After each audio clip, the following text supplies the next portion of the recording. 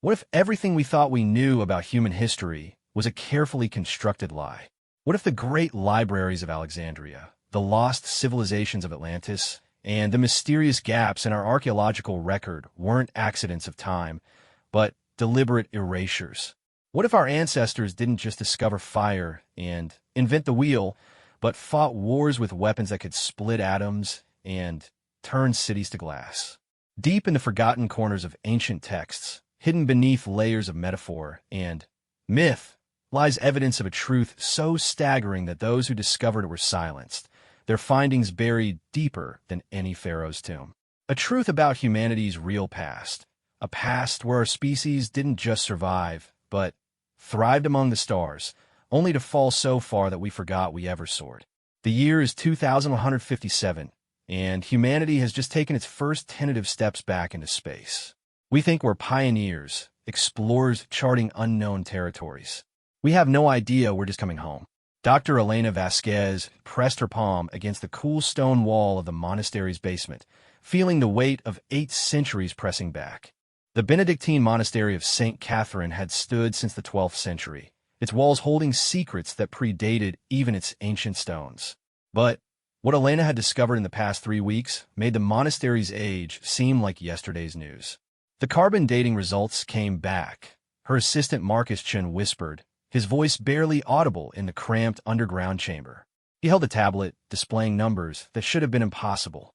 Elena, these manuscripts, they're showing dates from 1847, but the ink composition is unlike anything from that period. The paper shows aging consistent with the dates, but the knowledge contained within. Elena took the tablet with trembling hands. For 15 years, she had been one of the world's leading experts in ancient languages and forgotten texts. She had translated dead languages, deciphered lost scripts, and uncovered historical documents that rewrote textbooks. Nothing had prepared her for this.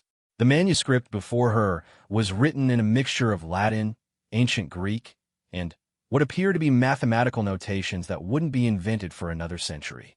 The title, roughly translated, read, "A Record of the Great Fire That Consumed the Cities of Men," being an account of the final war between the kingdoms of the earth and sky. "Look at this passage," Elena said, pointing to a section she had been working on for days. The author describes weapons that split the very essence of matter itself, releasing the fire of 1,000 suns. He talks about cities turned to glass in an instant, of men whose shadows were burned into stone, of a sickness that came after the great fire that caused hair and teeth to fall out. Marcus leaned closer, his archaeological training kicking in. That sounds like nuclear warfare. But this manuscript is supposedly from 1847. The atomic bomb wasn't even theoretical until the early 1900s. That's not the strangest part, Elena continued, her finger tracing the faded ink. Listen to this. The sky people retreated to their crystal ships when the earthbound kingdoms fell to madness. They fled beyond the blue dome, carrying with them the true history of man's dominion over the stars. Marcus, this reads like science fiction, but it's written with the scholarly precision of a historical document. The basement chamber felt smaller as the implications settled around them.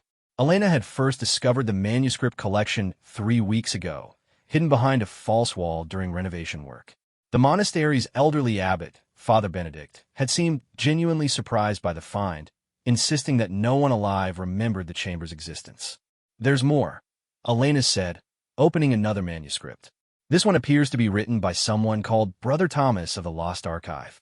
He claims to be preserving the final testimonies of the star-touched ones, people who apparently survived something called the Great Forgetting. She read aloud. "In the year of our Lord 1847, the last of the star-touched came to our gates. Mary of the Scorched Valley bore with her scrolls of impossible knowledge, speaking of times when men walked between worlds as easily as crossing a field. She showed us symbols that made our scribes weep, for they contained mathematics that described the very fabric of creation. Before the fever took her, she insisted that we preserve her words, for the children of earth must remember what they truly are." Marcus shook his head slowly. "Elena, if these documents are authentic, and the testing suggests they are, then someone in 1847 either had access to advanced scientific knowledge or was documenting something that actually happened. The radiation readings from the ink are what convince me, Elena replied, pulling up another file on a tablet. There are trace amounts of isotopes that shouldn't exist in 19th century writing materials. It's as if whoever wrote these documents had been exposed to nuclear fallout. The weight of discovery pressed down on both scholars. Elena had built her career on careful, methodical research. She believed in evidence, in peer review, in the scientific process. But the manuscripts before her challenged everything she understood about human history. There's a pattern emerging, she continued, spreading several translated pages across the stone floor. Multiple references to something called the second fall, apparently distinct from the biblical fall of man.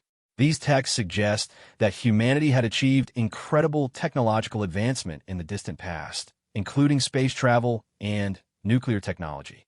Then, something caused a catastrophic war that destroyed most of civilization and wiped out the historical record. A dark age, Marcus suggested. We know about several periods where human knowledge was lost or suppressed, but not this completely. These manuscripts suggest that the forgetting was intentional. Look here. The Council of the Surviving Wise decreed that the star knowledge must be hidden until the children of Earth were ready to reclaim their inheritance without the madness that consumed their fathers. Elena stood and began pacing the small chamber, her mind racing. What if our entire understanding of human development is wrong? What if the ancient stories of gods coming from the sky, of flying chariots and weapons of the gods, aren't mythology but degraded memories of real events? You're talking about ancient astronaut theories, Marcus said carefully. That's not exactly mainstream archaeology. No, I'm talking about something different. Not aliens visiting Earth, humans who had already achieved space travel and then lost it all. These texts don't mention other species. They consistently refer to the children of Earth and the star-touched ones as if they're talking about different groups of humans. Elena picked up another manuscript, this one filled with detailed diagrams that looked disturbingly familiar to anyone who had seen declassified nuclear weapon schematics. Brother Thomas writes, Mary showed us the designs of the great fires, drawn from memory of her grandfather's grandfather, who served the Sky Kings before the madness. She wept as she drew them, saying that such knowledge had killed more souls than the plague, yet might one day save those who remained. The Sky Kings, Marcus asked, they appear throughout these documents. Apparently, they were the rulers of human colonies on other worlds. The manuscripts suggest there was some kind of civil war between Earth-based humans and those who had colonized space. The war ended with the complete destruction of advanced civilization and the intentional suppression of technological knowledge. Elena's excitement was building as the pieces of an impossible puzzle began to fit together. Marcus, what if the 19th century wasn't just the beginning of the Industrial Revolution? What if it was the beginning of humanity's second attempt at technological advancement? She pulled out her laptop and began typing rapidly. I've been cross-referencing these manuscripts with other historical anomalies. There are unexplained gaps in the archaeological record, ancient texts that describe impossible technologies, and geological evidence of artificial structures that predate known civilizations by thousands of years. The Younger Dryas period, Marcus said suddenly, his eyes widening. The sudden cooling event that happened about 12,800 years ago. Some researchers have suggested it might have been caused by impact events, but what if? What if it was nuclear winter? Elena finished. These manuscripts consistently date the Great Fire to approximately that time period. They describe a cooling of the Earth that lasted for thousands of years, during which most of the surviving humans regressed to primitive societies. The implications were staggering. Elena found herself questioning everything she had learned about human history. The manuscripts painted a picture of a species that had achieved incredible heights of technology and space colonization, only to destroy itself in a war so catastrophic that it had to deliberately forget its own capabilities to survive. There's something else, she said, her voice dropping to a whisper. These manuscripts don't end with the ancient war.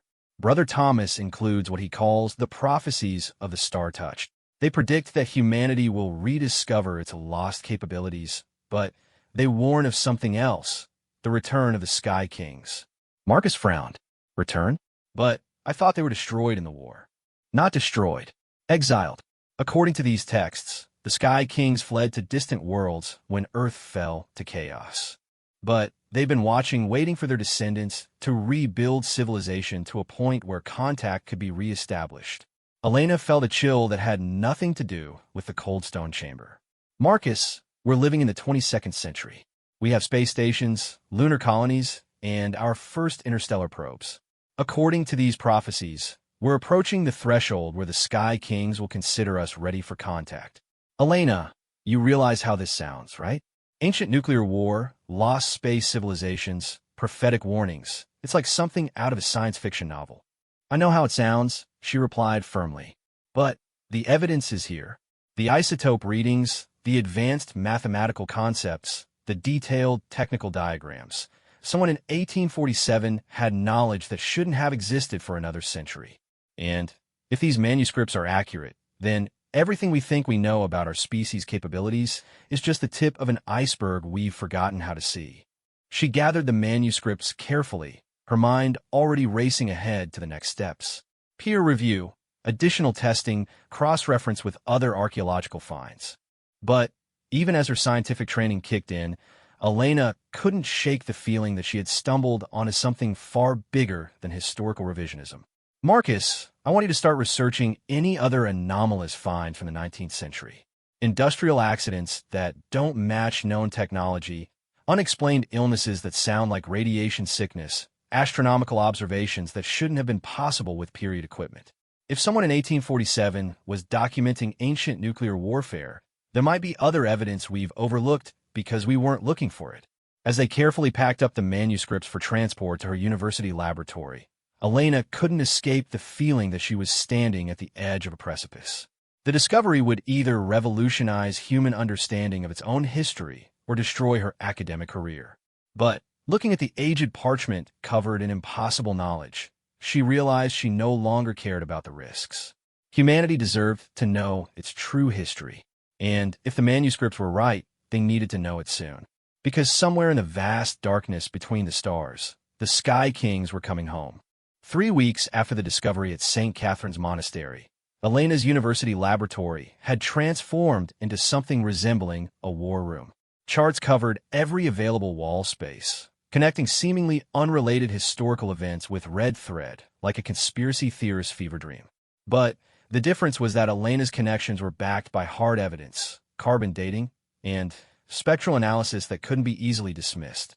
Dr. James Morrison, the department head, stood in the doorway looking simultaneously fascinated and terrified.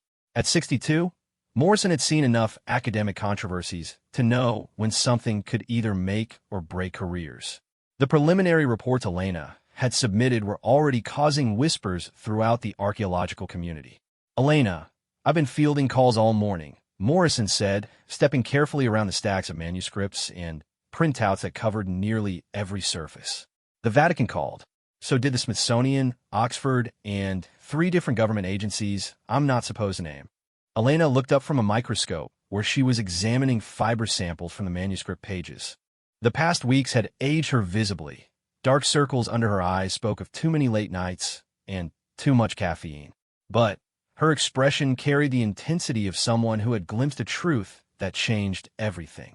"James, look at this," she said, gesturing to a wall-mounted display showing molecular breakdown analysis. The paper these manuscripts are written on contains isotope signatures consistent with nuclear fallout, but the fallout pattern doesn't match any known test sites. More importantly, the decay rates suggest the contamination happened decades before the first atomic bomb was even conceived. Marcus emerged from behind a towering stack of reference books, his laptop balanced precariously in his arms. "Dr. Morrison, you need to see what we found in the British Museum archives." Elena's discovery led us to cross-reference other 19th century anomalies. "Show him the Manchester incident," Elena said, not looking up from her microscope. Marcus pulled up a series of digitized newspaper clippings on his screen. 1851, Manchester, England. A factory explosion that killed 37 workers and left a crater that shouldn't have been possible with known explosives of the time. But here's the interesting part. Hospital records show that survivors developed symptoms identical to acute radiation syndrome: hair loss, bleeding, organ failure. The official cause was listed as a boiler explosion, Elena added, finally, turning from her equipment. But the blast pattern, the symptoms, the lingering contamination of soil, everything points to a nuclear event 60 years before nuclear physics existed. Morrison sank into the room's only available chair, rubbing his temples. Elena, what you're suggesting is that someone in the mid-19th century had access to nuclear technology. Not just access, Elena replied, pulling out one of the translated manuscripts. According to these texts, they were trying to reverse engineer it. Listen to this passage from Brother Thomas. The star-touched woman brought with her not only the memories of the Great Fire, but pieces of the firemakers themselves. Strange metals that hummed with hidden power, crystals that glowed with their own light, and symbols that she claimed could awaken the sleeping fire if carved in the proper sequence. She walked over to a secured container and carefully removed a metallic fragment no larger than a coin. This was embedded in the binding of one of the manuscripts.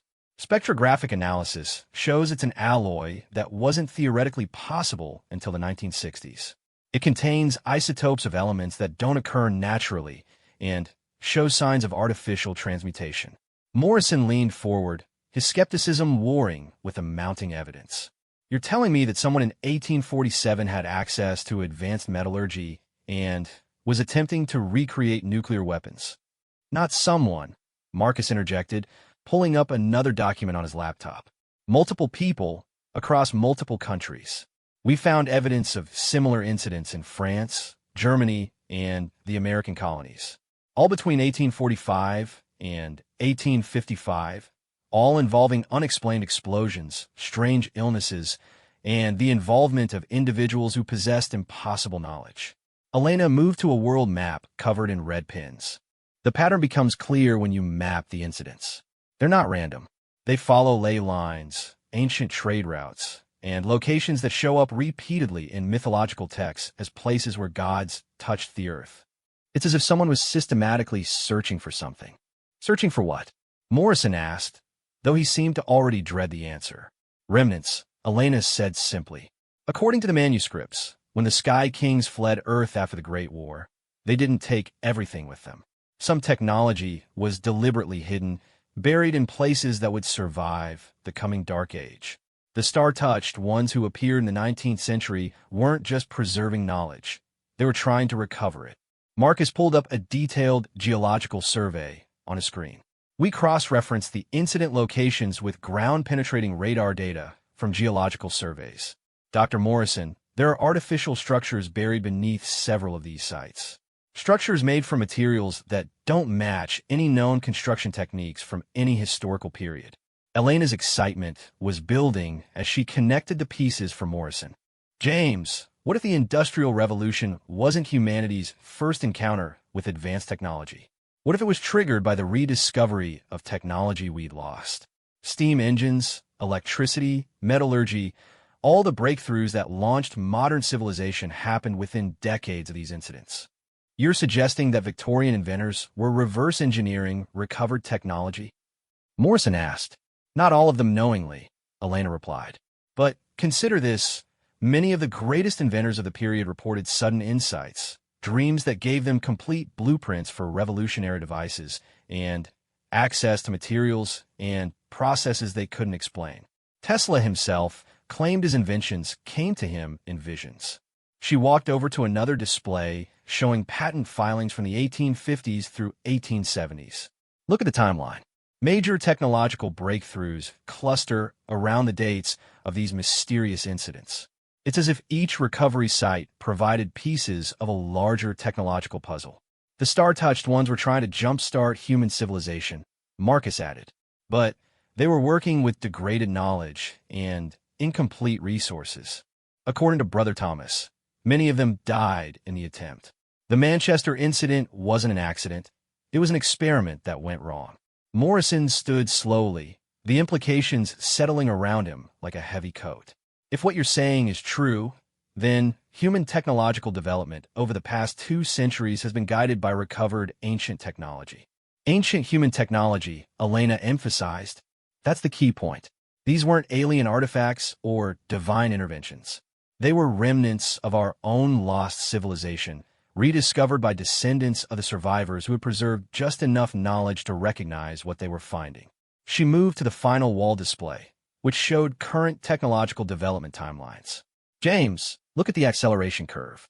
Every major breakthrough in space technology, nuclear physics, and quantum mechanics has happened faster than mathematical models predict. It's as if we're not inventing these technologies, we're remembering them. The Manhattan Project succeeded far ahead of schedule, Marcus noted. Computer development leaped forward decades in just a few years. And now we're achieving space colonization at a pace that shouldn't be possible with the resources we're investing. Elena pointed to a series of recent astronomical observations. But here's where it gets really interesting. Our space telescopes are detecting artificial structures in nearby star systems. Structures that match design principles from the recovered technology. The Sky Kings didn't just flee Earth. They built an interstellar civilization. Morrison felt the room spinning slightly. Elena, are you saying that we're being watched? Monitored, maybe. The manuscript suggests that contact would be re-established once Earth-based humans reached a certain threshold of technological development. Nuclear capability, space colonization, quantum communication. We've achieved all the markers mentioned in the texts. She pulled out the final manuscript, its pages covered in symbols that seemed to shift when viewed peripherally. Brother Thomas's last entry is different from the others. He writes, "The star-touched woman spoke of signs that would herald the return. When the children of Earth again walk between worlds, when they split the atom's heart, and when they speak across the void without voice or wire, then shall the Sky Kings know that the time of reunion has come." Quantum communication, Marcus breathed. We achieved practical quantum entanglement communication just last month. Elena nodded grimly. According to the manuscripts, that was the final trigger. The moment we demonstrated the ability to communicate instantaneously across interstellar distances, we announced to anyone watching that humanity had reclaimed its cosmic heritage. Morrison sank back into his chair, overwhelmed by the scope of what he was hearing. Elena, what you're describing isn't just alternative history. You're talking about first contact. Not first contact, Elena corrected. Reunion. The manuscripts are clear. The Sky Kings aren't aliens. They're human. Our own species, evolved and adapted to life in space over thousands of years. They're our cousins, our brothers, the children of Earth who never came home. She walked over to the window, gazing up at the afternoon sky, where the first stars were becoming visible. But here's what worries me. The manuscripts don't just predict their return, they warn about it. Brother Thomas writes of the great testing that would come when the Sky Kings returned. A trial to determine whether Earth's children had learned from the mistakes that led to the First Great War. What kind of test? Morrison asked quietly. Elena turned back to him, her expression grave. The manuscripts don't say exactly, but they suggest that the Sky Kings blame Earth for the original catastrophe. They see themselves as the survivors of humanity's greatest mistake, and they're coming back to ensure it never happens again. Marcus had been quietly working at his computer during this exchange. Suddenly, he looked up with an expression of alarm. Elena, Dr. Morrison, you need to see this. I've been monitoring international astronomical feeds, and something's happening. He pulled up a series of real-time telescope feeds from observatories around the world.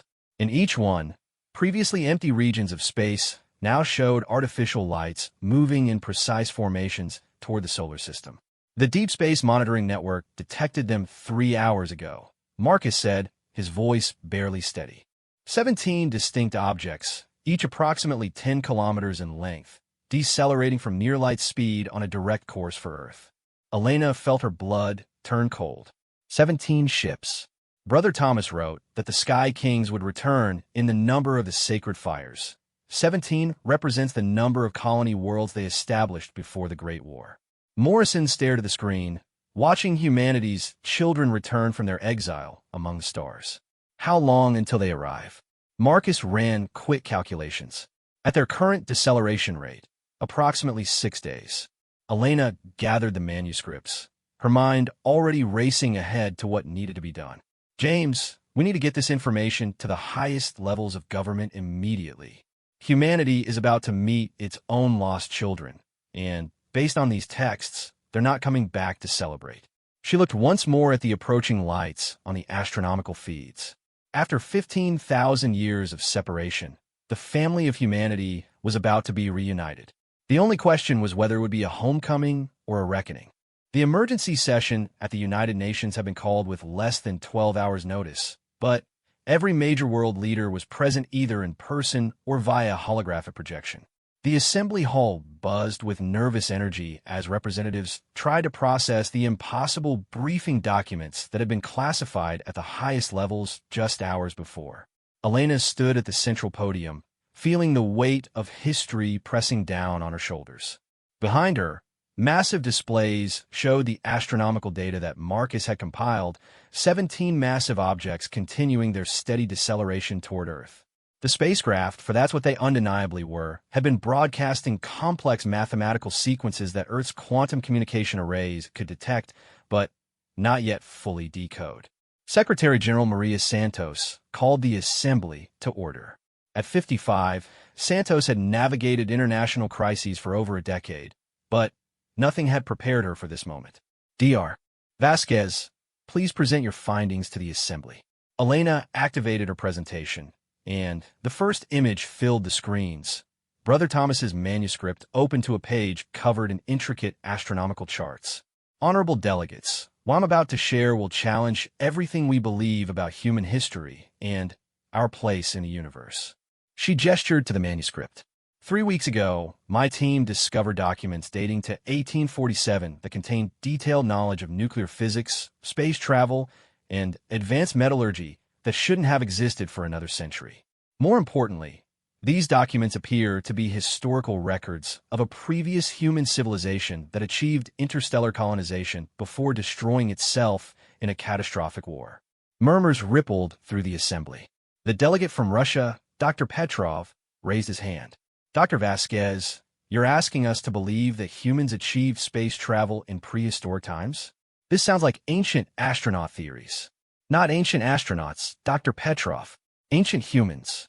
Elena switched to the next slide, showing isotope analysis from the manuscript materials. These documents contain traces of nuclear fallout consistent with weapons-grade uranium. The decay patterns indicate the contamination occurred approximately 12,000 years ago, the same time period these manuscripts identify as the Great Fire that ended human space civilization. The Chinese delegate, Ambassador Liu, leaned forward in her seat. Dr. Vasquez, even if we accept that these documents are authentic, what does this have to do with the objects approaching Earth? Elena felt her pulse quicken as she reached the core of her presentation. Because according to these manuscripts, the approaching ships belong to the Sky Kings, human colonists who fled Earth during the ancient war and have been living on distant worlds ever since. The assembly erupted in voices, some skeptical, others alarmed. Santos banged her gavel for order. Dr. Vasquez, are you telling us that these are human spacecraft? Evolved humans, Elena clarified, pulling up the next series of slides. The manuscripts describe the Sky Kings as the children of Earth who chose the void over soil. After 15,000 years of space habitation, they've likely adapted to conditions we can barely imagine. She clicked to a new display showing the translation of the final prophecy. But here's what should concern us all. The manuscripts don't describe their return as a reunion. They call it the Great Testing, a trial to determine whether Earth's children have learned from the mistakes that led to the original catastrophe. The British representative, Dr. Hayes, stood. What kind of test are we talking about? Elena's voice dropped as she read, directly from the translation. When the Sky Kings return to the cradle world, they shall judge whether the earthbound children have grown wise in their exile. If wisdom is found, the stars shall again welcome the children of soil. If folly persists, then let the earth sleep until wisdom grows from its ashes. The silence that followed was deafening. Finally, the American Secretary of State broke it. Dr. Vasquez, are you suggesting these approaching beings intend to judge humanity? Based on these texts, yes. And there's more. Elena switched to a new slide showing mathematical projections. My colleague Marcus Chun has been analyzing the approach vectors of the 17 ships. They're not heading for random locations. They're targeting sites that match the locations where the star-touched ones appeared in the 19th century. Marcus stepped forward to join Elena at the podium. The ships are positioning themselves above what we now believe are the buried remnants of ancient human technology. If the manuscripts are accurate, these sites contain weapons and infrastructure left behind during the original Exodus. Weapons? The German chancellor looked pale. What kind of weapons?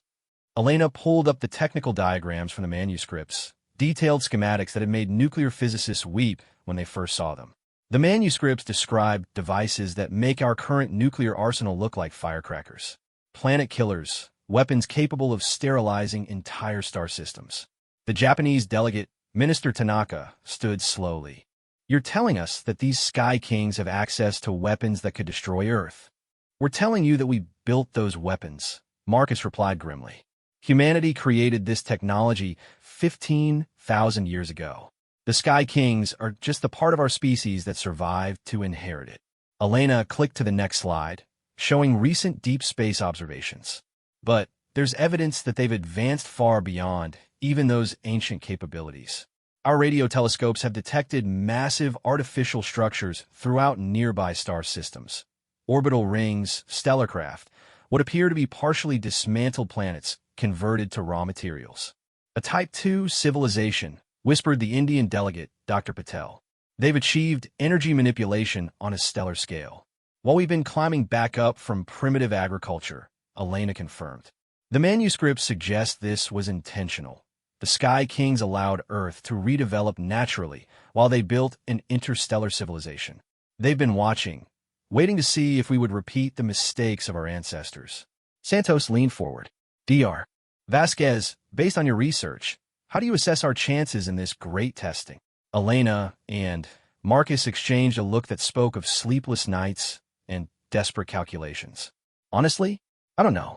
The manuscripts provide warnings, but few specifics. However, there are some encouraging signs. She clicked to a new display showing recent technological achievements.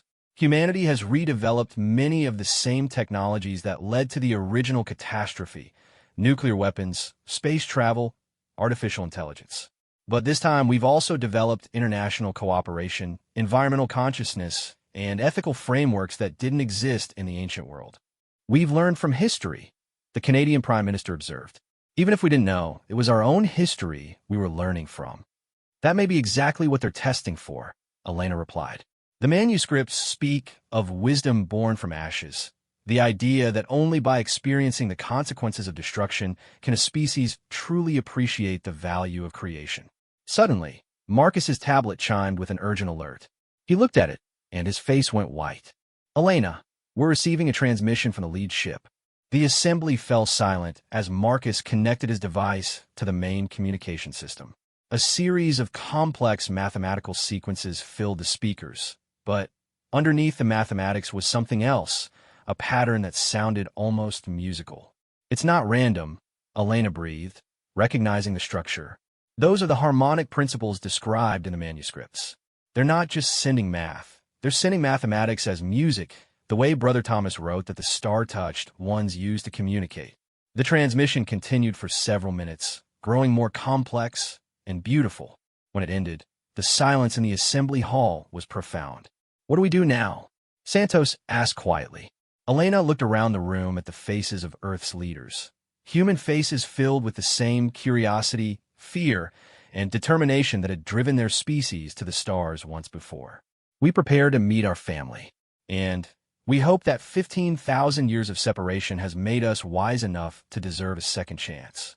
Marcus was already working on his tablet. I'm detecting movement from the ships. They're beginning to position themselves in orbital stations around Earth.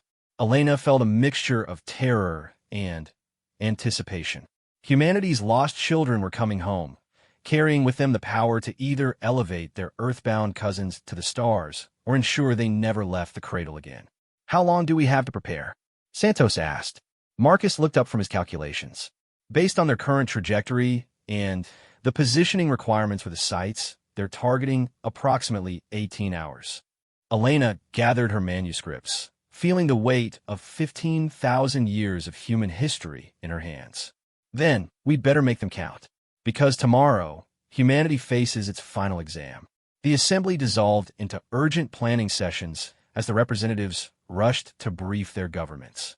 But Elena remained at the podium, staring up through the building's glass ceiling at the stars where 17 ships carried the descendants of Earth's greatest achievement and its greatest failure home to the world that had created them both.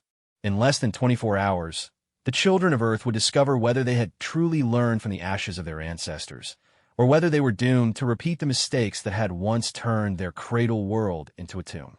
The first ship descended through Earth's atmosphere like a falling star that refused to burn up. Elena watched from the observation deck of the hastily erected command center in Geneva, her breath fogging the reinforced glass as the massive vessel settled into a perfect hover 3 kilometers above the Swiss countryside. The ship itself defied description. Not built, but grown, its surface rippling with patterns that seemed to shift between organic curves and geometric precision. No electromagnetic emissions, no visible propulsion system, reported Dr. Chun from his bank of monitoring equipment. It's maintaining position with technology we can't even detect, let alone understand. Around the globe, similar scenes were playing out as 16 other vessels took positions above ancient sites. Moscow, Beijing, the Australian outback, locations in Brazil, Egypt, and the American Southwest. Each ship had chosen its destination with precision that spoke of detailed knowledge of Earth's hidden history. Elena pressed her palm against the cool glass, watching as the ship's surface began to display intricate patterns of light. Those symbols, she breathed, pulling out her tablet and comparing them to the manuscript translations. They matched the star script that Brother Thomas described. They're trying to communicate. The command center buzzed with activity as linguists, mathematicians, and physicists worked frantically to decode the transmissions pouring down from the 17 ships. Secretary General Santos stood at the center of it all, coordinating with world leaders while military advisors whispered urgent counsel in her ear. Any sign of weapons activation? Santos asked General Morrison, the American military liaison. None that we can detect, Morrison replied, though his tone suggested this provided little comfort. But our sensors may simply be inadequate to recognize their technology. If these beings have had 15,000 years to develop while we were rebuilding from scratch, they could sterilize the planet without us even knowing how they did it, Elena finished grimly. She'd been running calculations based on the technical diagrams in the manuscripts, and the results were sobering. According to the ancient texts, the Sky Kings possessed what they called reality engines, devices that could manipulate matter at the quantum level. A sudden shift in the light patterns from the ship above caught everyone's attention. The chaotic swirls of symbols had organized themselves into a clear, repeating sequence that pulsed with unmistakable intentionality. "It's a countdown," Marcus announced, his voice tight with tension. "Mathematical progression, base 7 notation. They're giving us exactly 7 hours. 7 hours until what? Santos demande. Elena felt her blood chill as she recognized the symbolic structure. Until the testing begins. In the manuscripts, 7 represents the sacred number of judgment. They're not just announcing their presence. They're calling us to trial. The massive view screen at the center of the command room suddenly activated without any input from Earth's technicians. The image that appeared showed not the interior of an alien ship, but something far more unsettling, a chamber that looked distinctly human in design, though evolved beyond easy recognition. Standing in the center of the chamber was a figure that made Elena's breath catch.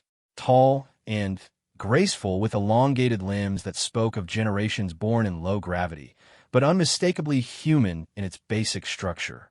When it spoke, the words came in perfect, archaic Latin that Elena's trained ear could follow. "Children of the cradle world, we greet you in the name of the 17 colonies and the memory of the home world that was lost to fire and folly." The being's voice carried harmonics that suggested vocal cords adapted to different atmospheric pressures. "I am Keeper Celestine of the Archive Eternal, speaking for those who fled when wisdom failed and madness consumed the earth." Elena stepped forward, her years of linguistic training taking over despite her racing heart. "Keeper Celestine, I am Dr. Elena Vasquez of Earth's archaeological community. We have discovered records of your exodus and the war that drove you to the stars. The keeper's expression shifted, surprise, followed by what might have been approval. You speak the scholar's tongue and know the old sorrows. This is unexpected. We had thought that all memory of the true history had been lost in the cleansing fires. Not lost, Elena replied carefully. Hidden, preserved by those who survived the catastrophe and understood the need for wisdom to grow before knowledge was restored. Show us, the keeper commanded, and Elena felt a gentle pressure in her mind, not invasive, but requesting permission to share memories. Elena nodded and focused on the manuscripts, the translation work, the revelation of humanity's hidden past. The keeper's eyes, larger than baseline human eyes, adapted to different lighting conditions, widened as the information flowed between them. The star-touched ones, Celestine whispered. We thought they had all perished in the final exodus. But they remained, carrying the burden of memory across the centuries. Marcus stepped forward. Keeper Celestine, what is the nature of the test we must undergo?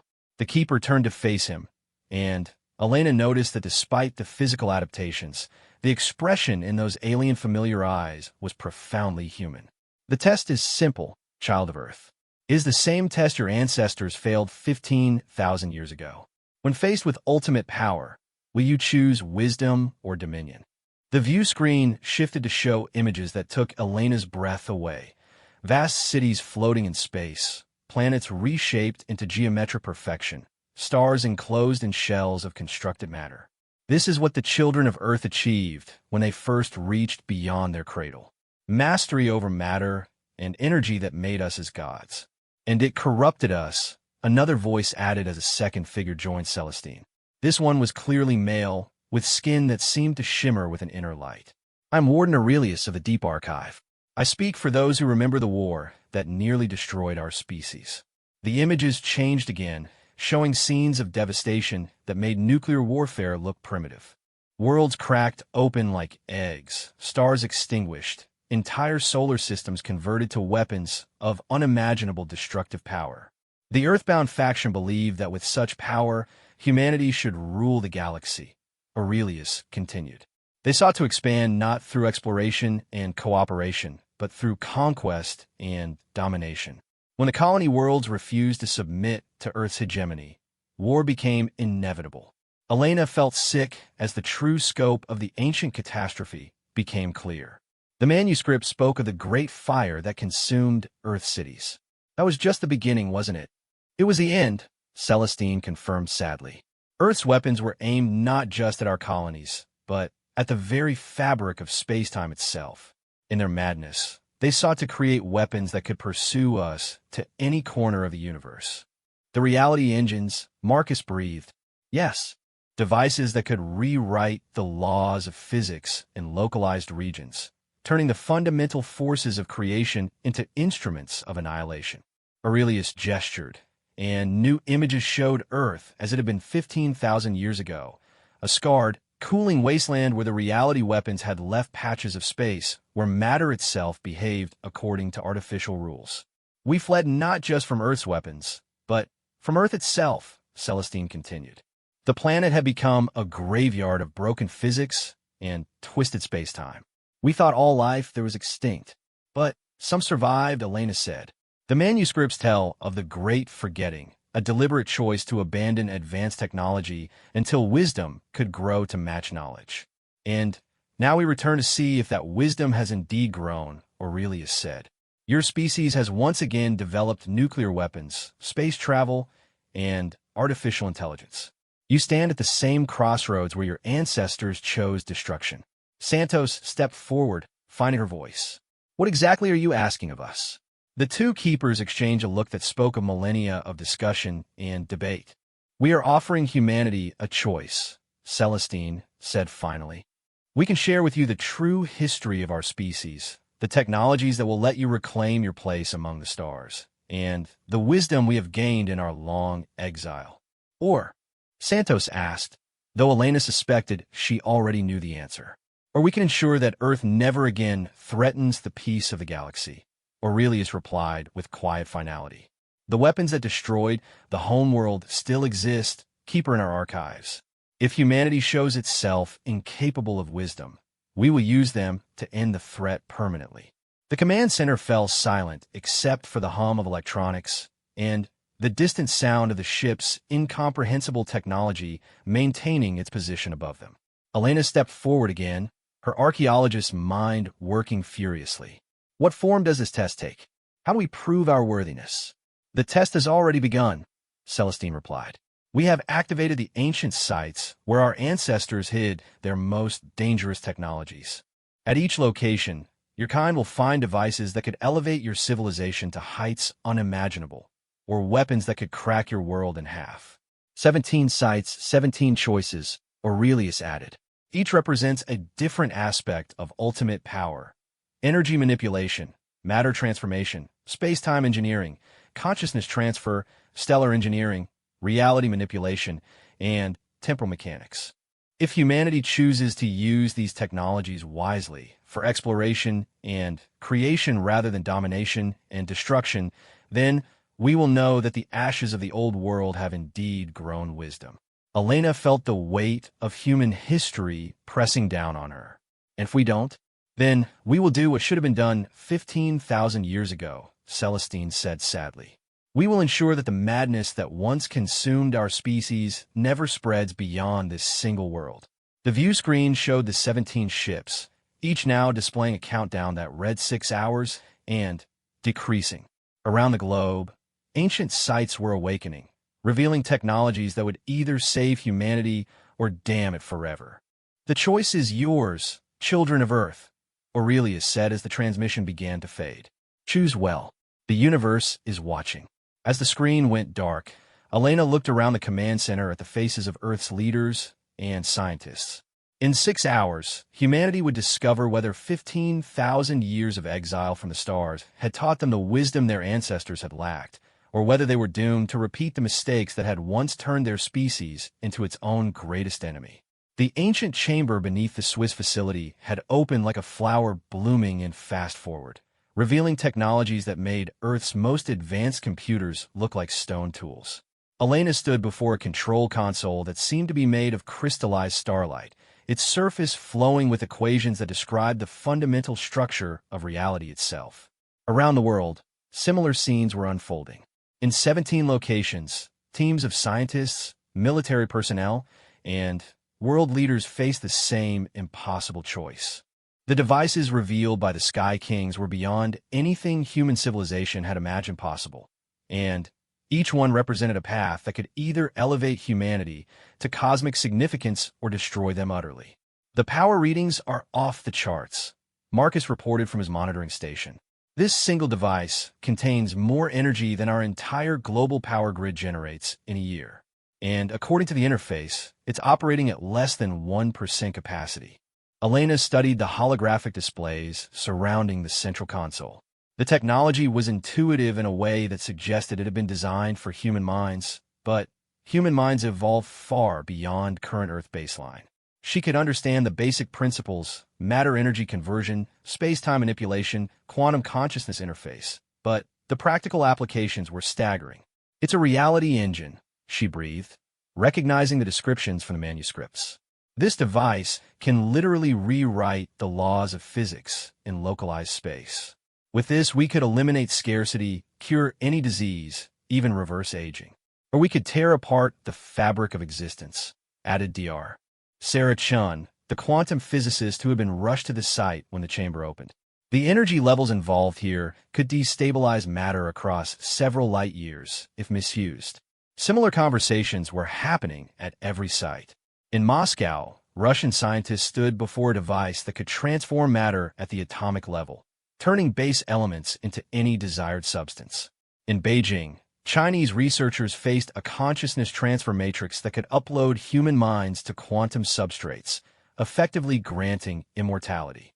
In the Australian outback, a team led by Aboriginal elders who claimed their ancestors had preserved stories of the Sky Dreamers, examined a stellar engineering platform capable of moving stars themselves.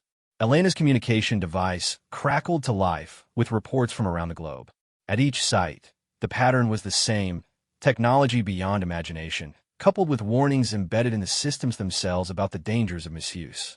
Dr. Vasquez, came the voice of Secretary General Santos from Geneva. We're receiving updates from all 17 sites. Every team is reporting the same thing. These devices are operational, but they require unanimous consensus from all sites before they can be fully activated. Elena nodded, understanding the elegant safeguard the ancient humans had built into their most dangerous technologies. It's a final test, not just of our wisdom, but of our ability to cooperate on a global scale. Our ancestors apparently destroyed themselves because different factions couldn't agree on how to use ultimate power. The central console pulsed with gentle light, and new displays appeared showing real-time feeds from all 17 sites. Elena could see her colleagues around the world, all facing the same moment of truth that would determine humanity's future. The countdown is at 30 minutes, Marcus announced. After that, the Sky Kings said the offer would be withdrawn permanently. Elena looked at the device before her, its crystalline surface reflecting possibilities that stretched to the edge of imagination. With technologies like these, humanity could transform Earth into a paradise, explore the galaxy as equals to their space-dwelling cousins, and unlock the secrets of existence itself. But the same technologies could also repeat the catastrophe that had once reduced their thriving interstellar civilization to scattered survivors hiding in caves. Dr. Vasquez came a new voice over the communication channel.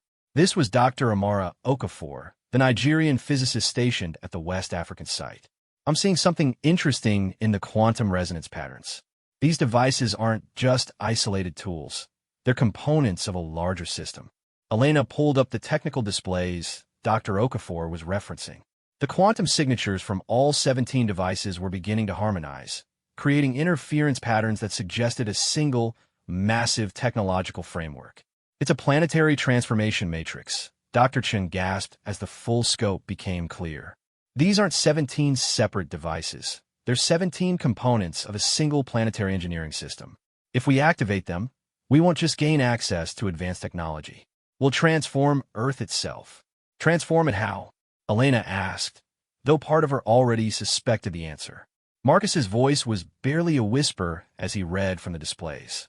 According to this, full activation would convert Earth into what the readouts call a garden world, a planet optimized for both technological civilization and biological diversity.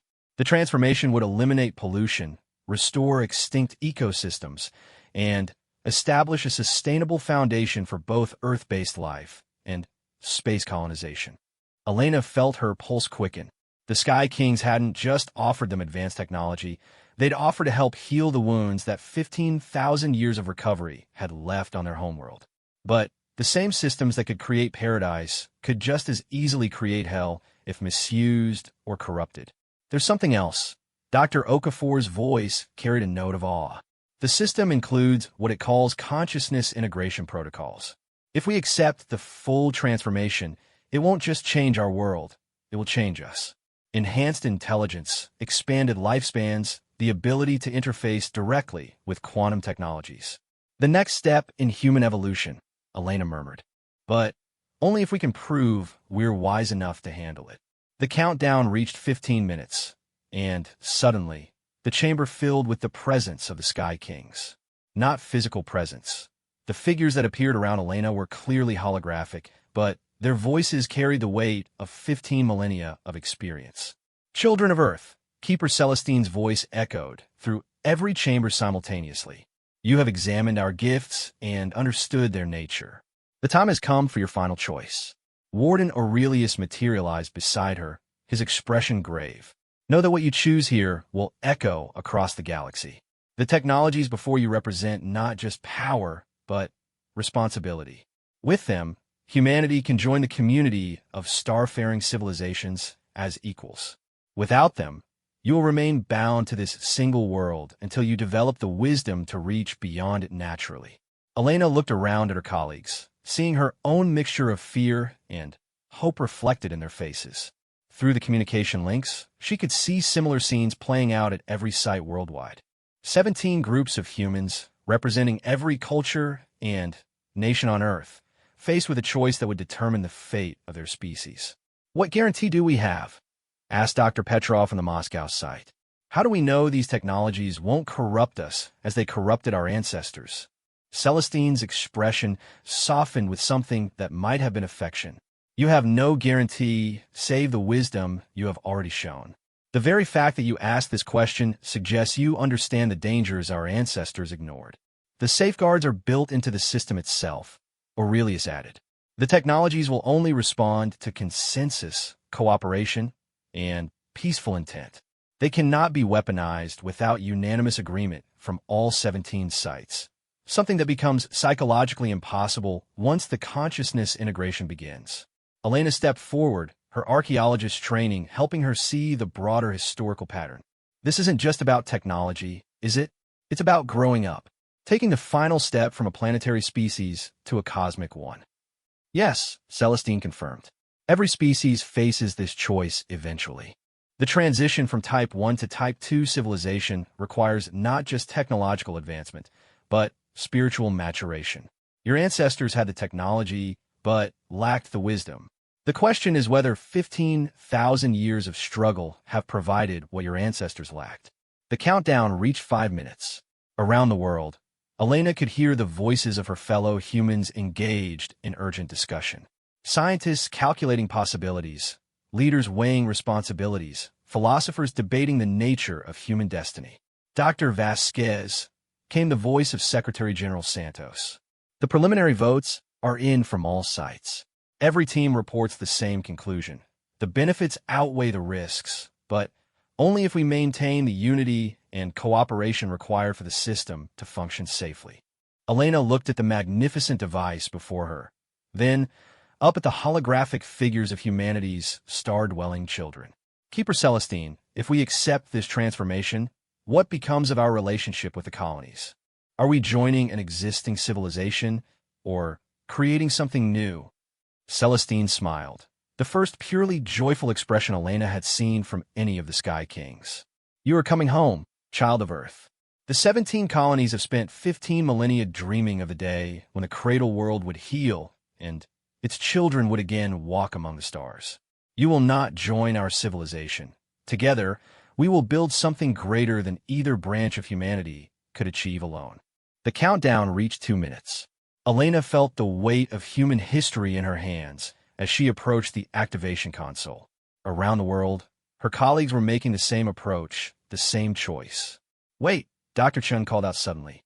The system is asking for something. Not just activation, but intent. It wants to know what we hope to achieve. Elena looked at the console surface, now flowing with symbols that requested not just permission to proceed, but a statement of humanity's goals and dreams. She thought of Brother Thomas preserving ancient wisdom in his monastery, of the star-touched ones who died, trying to restart civilization, of 15,000 years of human struggle to reclaim their cosmic heritage. I know what we want, she said quietly, her voice carrying across all 17 sites through the quantum link. We want to grow up. We want to become worthy of the stars our ancestors reached and wise enough to avoid the mistakes they made. We want to be the best version of humanity we can become. The countdown reached 30 seconds. Around the world, 17 voices spoke as one, for Earth, for wisdom, for the future of humanity among the stars. Elena pressed her palm against the activation surface. 15,000 years after the Sky Kings fled their ruined homeworld, the children of Earth reached out to embrace their cosmic destiny. Light erupted from the 17 sites simultaneously, streams of energy that connected across continents and converged high in Earth's atmosphere. The planet itself seemed to pulse with new life as ancient technologies awakened and began their patient work of transformation. In orbit, the 17 ships of the Sky Kings pulsed with answering light, welcoming their earthbound cousins home to the galaxy they had always been meant to inherit together. The age of humanity as a single-world species was ending. The age of humanity as citizens of the cosmos had begun. And in a monastery in Switzerland, the ghost of Brother Thomas smiled as the last prophecy of the star-touched ones finally came to pass. When wisdom grows from the ashes of folly, then shall the children of Earth reclaim their inheritance among the stars.